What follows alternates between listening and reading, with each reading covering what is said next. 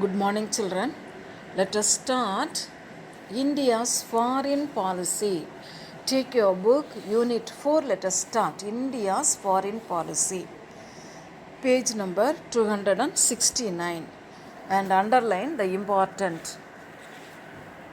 Foreign policy can be defined as a country's policy that is conceived, designed, and formulated to safeguard and promote her national interest in her external affairs in the context of relationships with other countries, both bilaterally and multilaterally.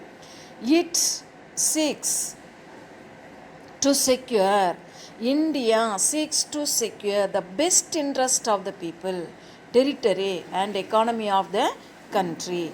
It is a direct reflection of country's traditional values and overall national policies. Her aspirations, India's aspiration, overall national policies, India's aspiration, India's self-perception. Nations have also been interdependent. No country can survive without interdependent. Every country have to interdependent with other country. So interdependence has been an incontrovertible fact of international relations. The main tools of foreign policy are treaties. Underline the main tools of foreign policy. Treaties. One country have to sign a treaty with other country. For each and everything they have to make a treaties and executive agreements. Appointing ambassadors. Every country is having ambassador with other countries. And foreign aid, international trade, and armed forces. These are the main tools of foreign policy. So every country is adopting these tools.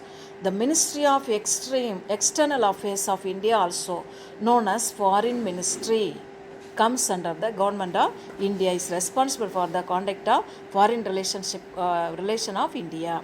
The Foreign Service Training Institute, it is in New Delhi, established in 1986, underline, important question, provides training for officers of Indian Foreign Service. So, we have a training institute at New Delhi which was established in the year 1986 to train in foreign service for the officers of the India for foreign services. Okay, children. Now, let us know about the Constitution of India. Article 51 says about, we have studied all the articles, preambles, directive principles and all in the previous lesson. Article 51 says about the directive principles of India's foreign policy. The foreign policy stated that, and India should promote international peace and security. International level, not only in countries level, international level, India should promote peace and security. Second point, to maintain just and honorable relation between nations.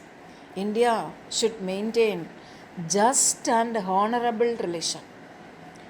Next, foster respect for international law and international organization. India should foster or give respect for international law and international organization. What is that international organization? United Nations organization. India should respect the laws and the organs of international organization. Last one, encourage settlement of international disputes by arbitration through act. Arbitration means through act. India should encourage the settlement of international disputes.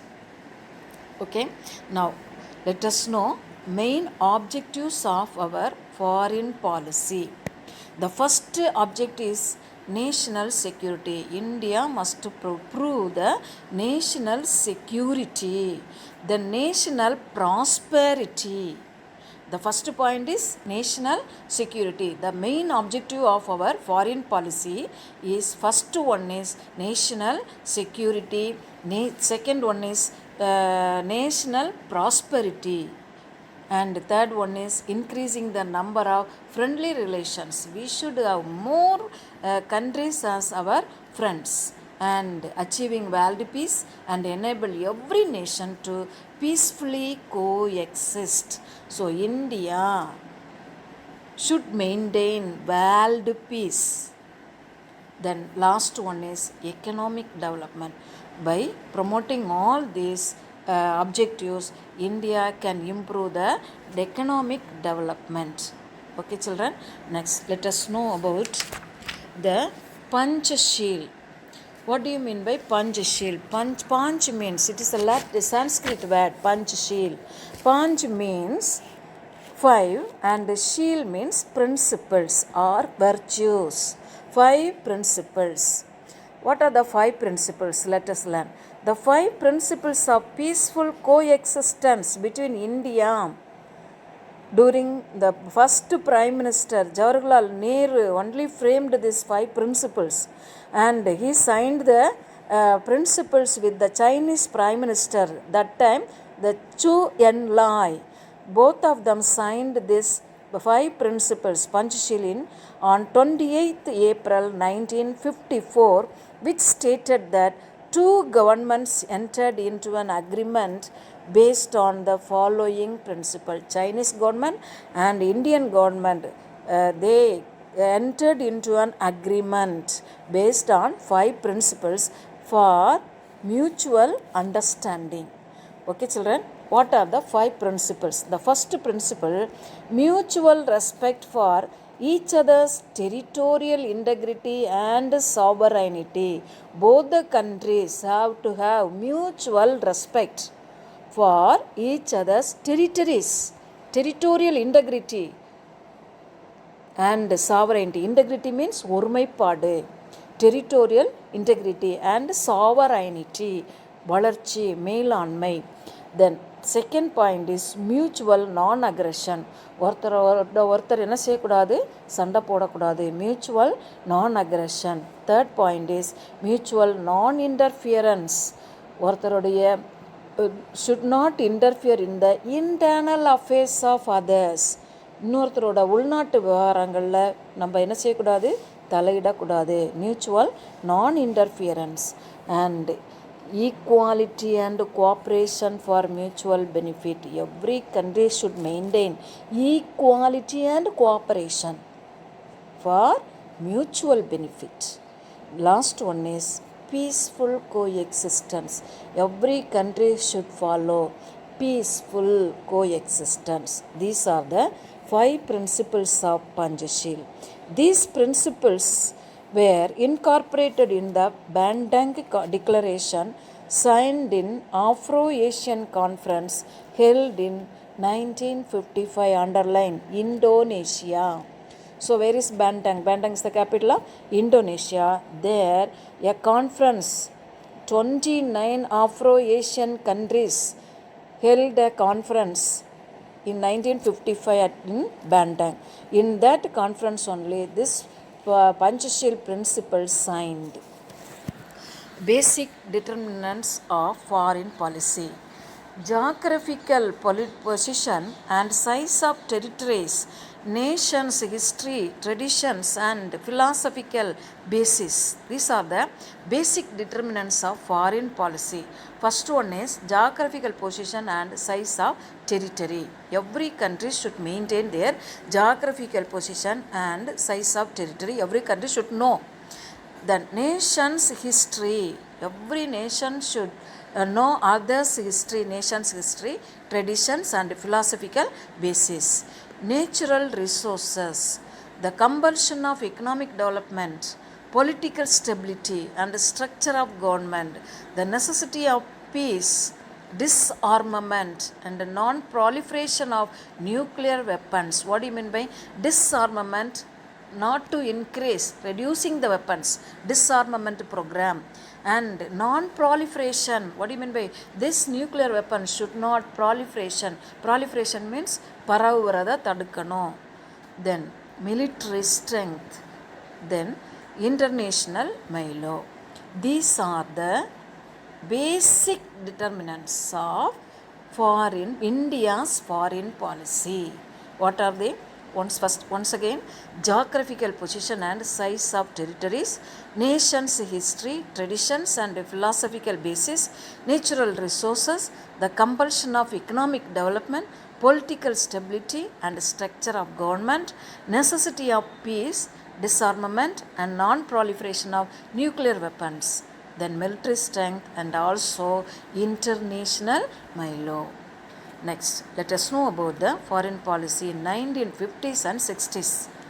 How India maintained the foreign policy during this period. This period from independence through 1950s and 60s constituted the most idealistic phase of India's foreign policy under the guidance of India's first Prime Minister Jawaharlal Nehru. The new nation that got independence after the long period of colonial struggle found themselves in a very difficult situation with respect to economic development. The Britishers led our country into poverty, famine, and after getting independence, our leaders, they found a great difficulty with the economic situation. The new nation that got independence after a long period of colonial struggle found themselves in a very difficult situation with respect to economic development. So, it was necessary to align with either of the blocks. What are the two blocks? After we have studied in the last chapter, after the Second World War, world countries divided into two blocks. One is United States of America, then another one is Union of Soviet Socialistic Republic, USSR, USA and USSR. They were the two superpowers and they divided into two blocks, opposite camps. So, Nehru's India's first Prime Minister was opposed to rivalry of the two superpowers who were trying to extend their influence over the newly emerged nations of Asia and Africa. Both the countries trying to extend their influence over the newly independent countries, emerged nations of Asia and Africa. So, India chose the path of non-alignment. There is a spelling mistake. CHOOSE, choose the path of non-alignment, that is not aligning with any of these two blocks. சண்டை போடக்கூடிய எந்த இதுலையுமே, எந்த கட்சியிலையுமே, எந்த பார்ட்டியில், எந்த country கூடயும் India என்ன செய்யாது, சேர மாட்டோம். That is the policy of non-alignment. Underline non-alignment. The face of the bipolar order or the Cold War and tried to form a third block of nations in international affairs. India tried to form a third world countries. First world countries, America and her allies. Second world countries, Russia and her allies. And India tried to follow the third world countries. Those were not the members of these two blocks. Broadly, non-alignment means not trying yourself off with military blocks. It means trying to view things as far as possible, not from the military point of view, though that has to come in some times, but independent and trying to maintain friendly relations with all countries. That is the policy of Jawaharlal Nehru. Not to joining with any of the military blocks. America and Russia formed military blocks like NATO, CETO, CENTO and Warsaw Pact. Among the four blocks, India did not join because India wanted peace. So, Next, let us know about the non-aligned movement. NAM, non-alignment movement, formed in 1961. The term non-alignment was coined by V. Krishna Menon, underline, in his speech at the United Nations in 1953. Non-alignment has been regarded as the most important feature of India's foreign policy.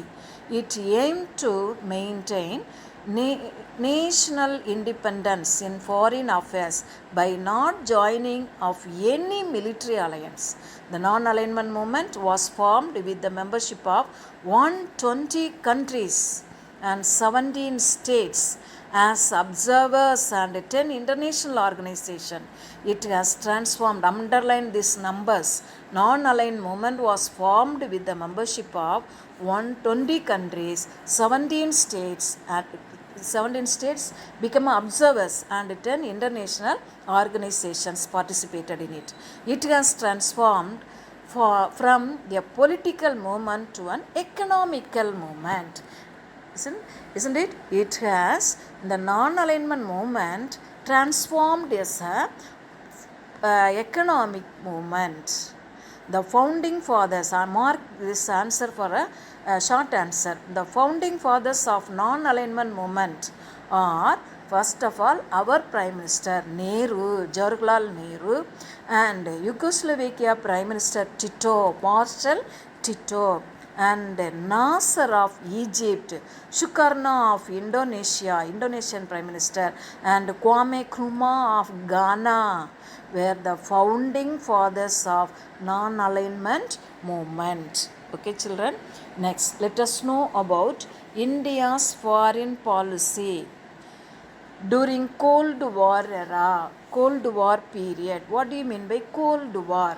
So because of these two blocs, military blocs, Russian blocs and American blocs, they were in the Cold War conditions, பனிப்போர்னு சொல்லுவாங்க, without any weapons, angry, hatedness, that is Cold War condition. The non-alignment movement its alignment roots did not prevent India from entering into an alignment with the Soviet Union by Indo-Soviet Treaty. India did not join the Warsaw Pact, which was made by Soviet Union, but India signed another treaty with Soviet Union in 1971. That is 20 years pact of peace. இந்தியாவும் ரஷ்யாவும் 20 வருஷம், at least from 1971 to at minimum 20 years of peace, friendship and cooperation they have to maintain. That will, just like that, they have signed a treaty. Then India embarked on a substantial program of military modernization. India embarked on a substantial program of military modernization after the British rule. We should have military to protect our country from foreign invasion. So substantially we had a program of military modernization. 1974, India also conducted its first nuclear test at Pokhran. Underline, 1971 we have signed a treaty with Russia, and in 1974 we started the nuclear test at Pokhran under subterranean nuclear explosions project in response to China's nuclear test in 1964 at Lapnar. That's a place in China. Underline, 64 China tested nuclear explosion project, nuclear explosion. So India also started testing weapons, nuclear test at Pokhran. Changing global conditions determined the foreign policy details. India got her political freedom in the aftermath of the disastrous Second World War, and India had to be redeemed from acute poverty and illiteracy and chaotic, குழப்பமான socio-economic condition, chaotic, poverty, illiteracy, chaotic socio-economic conditions. So India has to come up or come out from this. Hence, our new nation could not afford to military enlargements and military alliances. Avoidance of military blocs was then not an option but a necessity because of the threat coming from China. And did not mean neutrality, that it was not option but a necessity. Non-alliance did not mean neutrality but the freedom of nation to decide on issues independently. Non-alliance did not mean demilitarization of nations. Non-alliance did not meaning demilitarization. We have already studied in the lesson chapter unit 3 Second World War, demilitarized zone. Rhineland was the demilitarized zone in Germany. Likewise, demilitarized, diminishing army. Not like that. It was meant to ensure de-escalation of conflicts and tension. India is not reducing the military weapons, but India wanted to have peace with all the countries and reduce the tension. Even with discarding the non-alliance, India could enormously strengthen her defense system and could become a nuclear power. Flaws or faults in details of foreign policy, excursions have been addressed time and again, but India's basic policy of non-alliance is still in force. India's basic policy of non-alliance, not to joining any of the military blocs. We are going to study about the military blocs, and in that military blocs, India did not join, and also hereafter it is a basic policy. So now let us know about the new developments in the 1990s and the 20th century. During the 1919, along with the fall of Soviet Union, a new global order, liberalization, privatization and globalization emerged with the support of the Western powers. India entered into a pact with the Global Economic Forum, that is GATT, and entered into bilateral, trilateral, multilateral, bi means two, tri means three, multi means many agreements.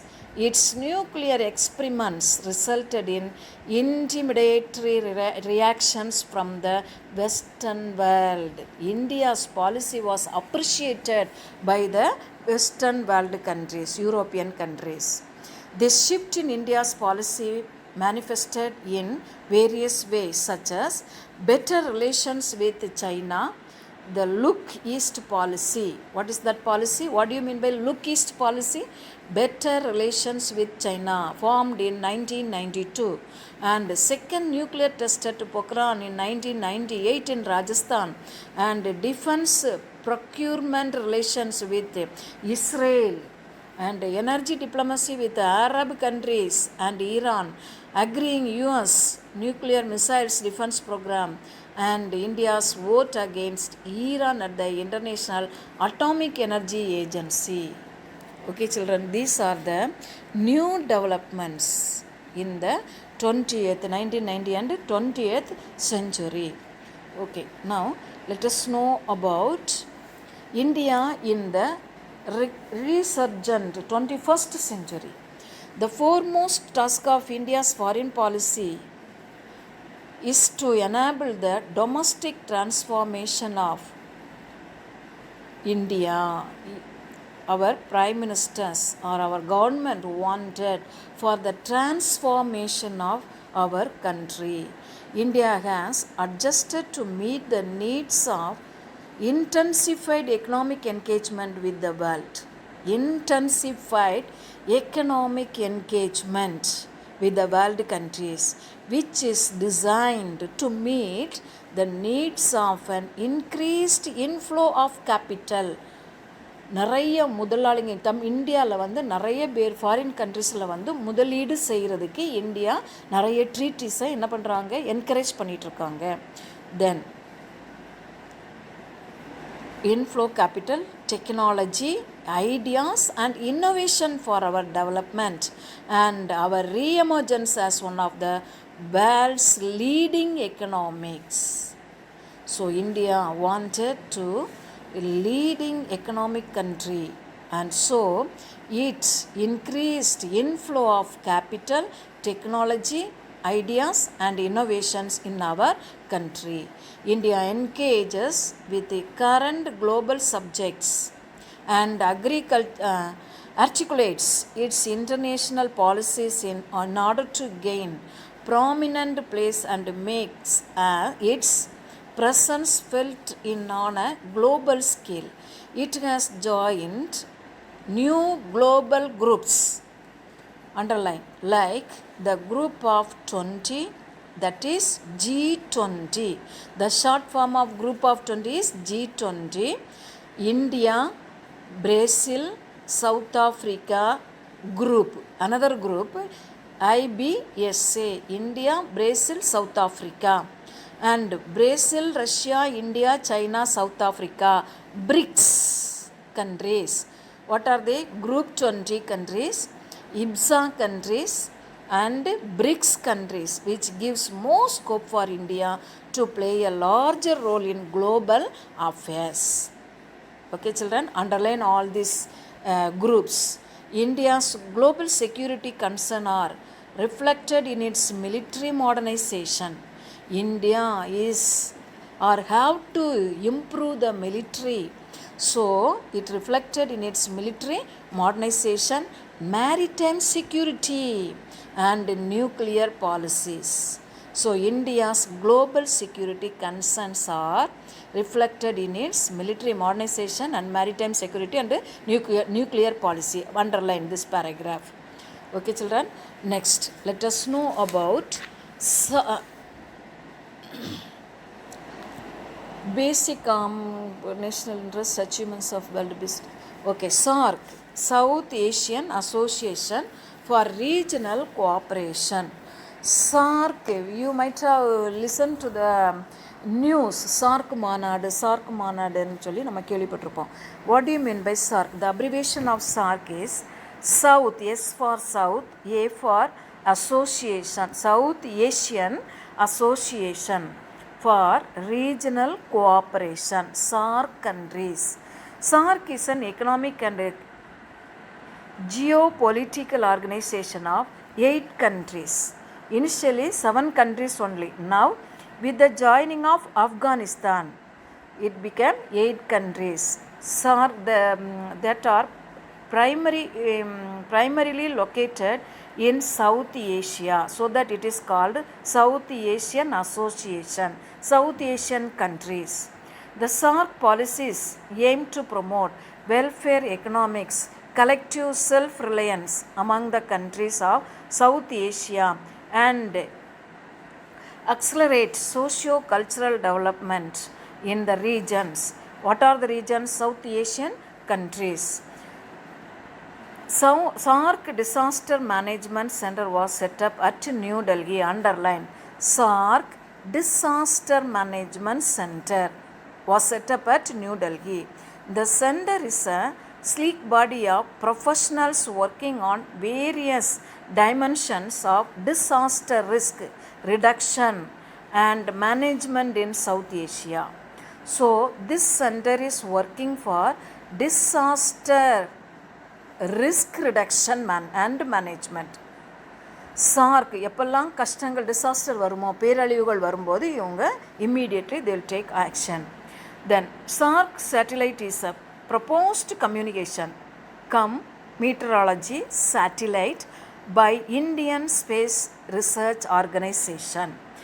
Okay, for the SAARC region. இந்த SAARC கண்ட்ரிஸுக்காக நம்மளுடைய இஸ்ரோ வந்து என்னது சேட்டிலைட்டை launch பண்ணியிருக்காங்க. என்னதுக்கு? Communication come meteorology. மீட்ராலஜினா இந்த வெப்பநிலை காலநிலையை அறிகிறது. அதுக்காக தனியாக ஒரு சேட்டிலைட்டையே லான்ச் பண்ணியிருக்காங்க. யாருக்காக? SAARC region. The member countries R the SAARC member countries R Afghanistan, Bangladesh, Bhutan, India, Nepal, Maldives, Pakistan and Sri Lanka. 8 countries. Mark this as a short answer. What are the SAARC countries? Afghanistan, Bangladesh, Bhutan, India, Nepal, Maldives, Pakistan and Sri Lanka. These are the SAARC countries. Okay children.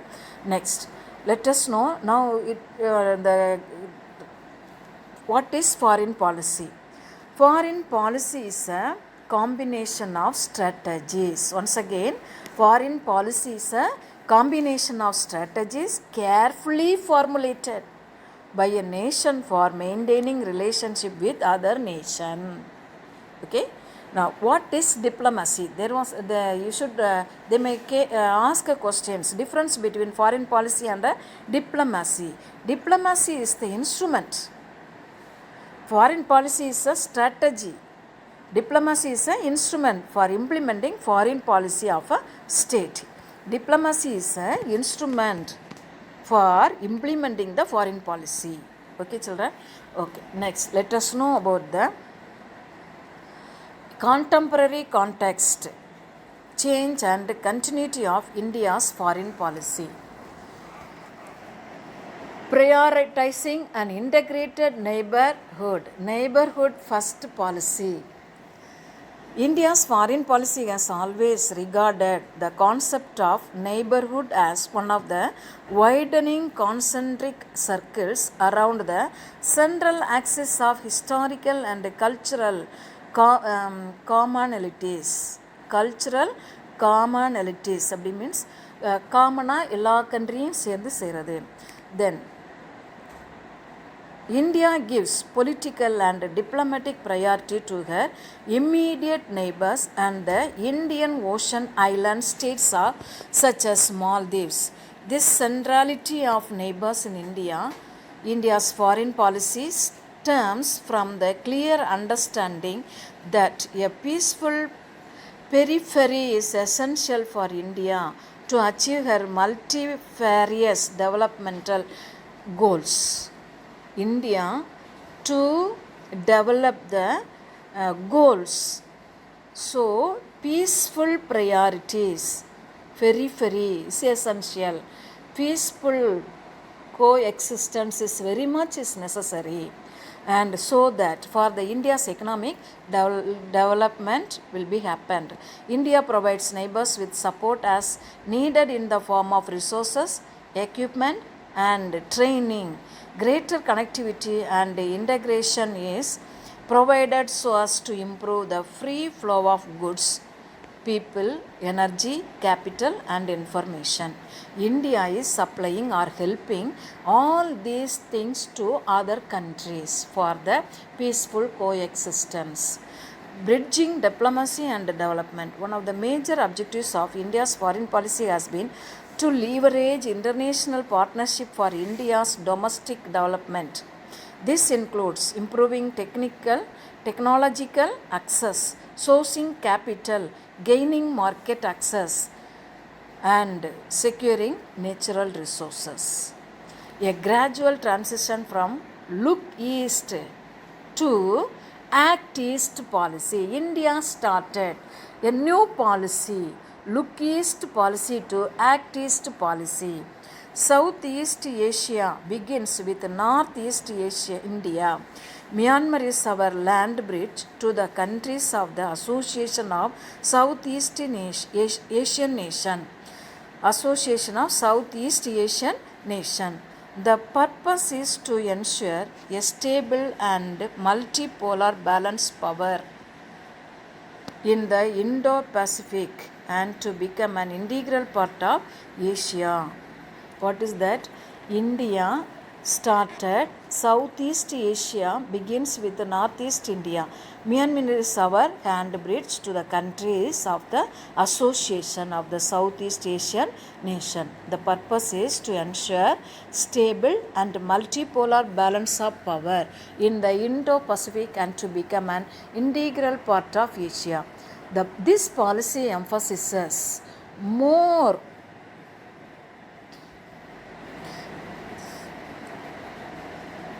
This policy emphasizes more productive role for Asian and East Asian countries.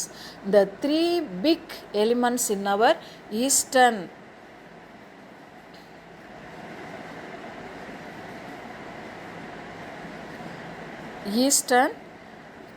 countries policy emphasizes a more productive role in Asian and East Asian countries.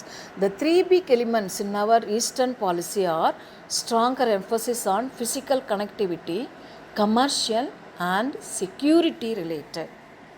Okay, children. So, India is started more and more policy with other countries, Asian countries, for the improvement of other countries. Economic development. Currently, India's political moves are being influenced by economic imperatives. Many nations are moving to forget better relationship with India. Many nations are moving to forge better relationship with India. Many countries, by seeing the policies of India, many countries forge better relationship with India. Accelerated, balanced and inclusive economic development is India's primary goal.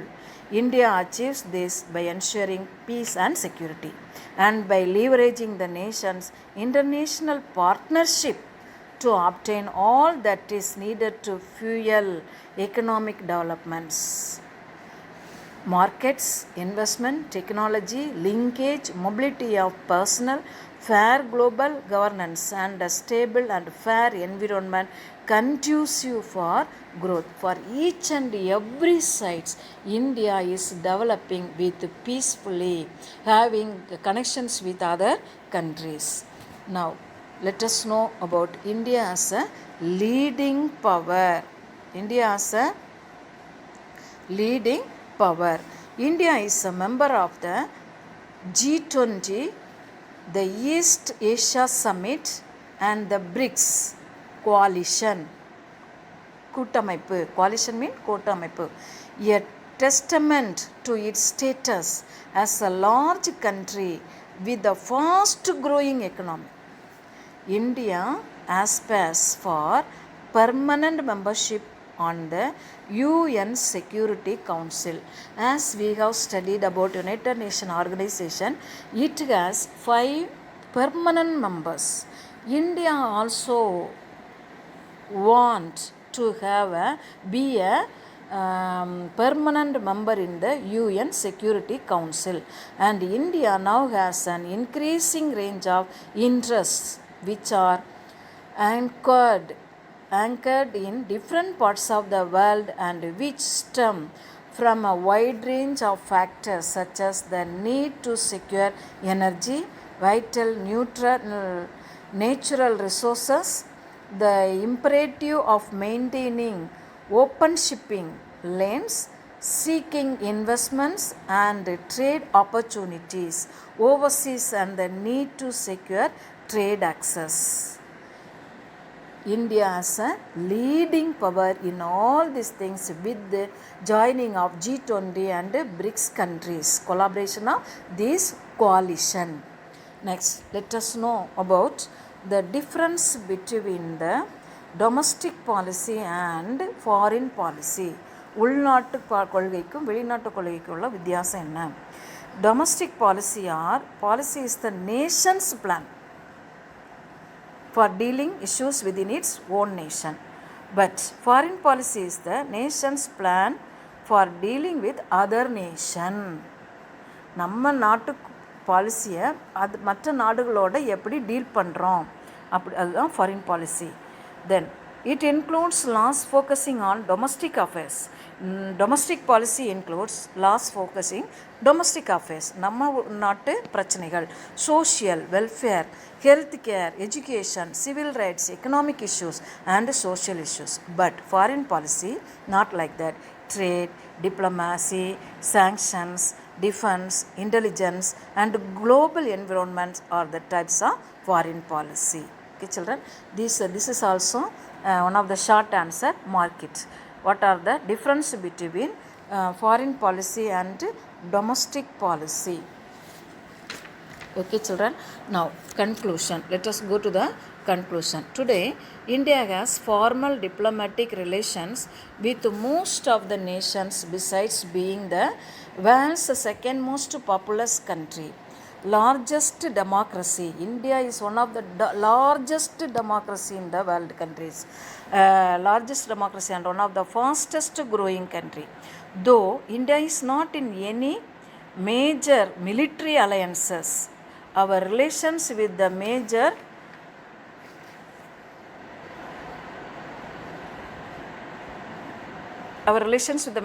powers have acquired a strategic depth.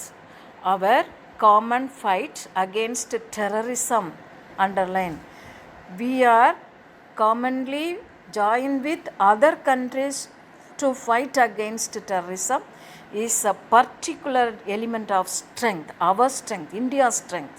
India has sought to achieve its security and socio-economic advancement while at the same time working for peace, freedom, progress and justice to all nations and peoples. Thus India adheres to foreign policy principles that in international relations there is no permanent friend and no permanent enemy to India. Only in the interest of are permanent. New challenges forced India to adjust to new realities. What is that? New challenges forced India to adjust new realities. Even then, basic framework of its foreign policy remained more or less the same.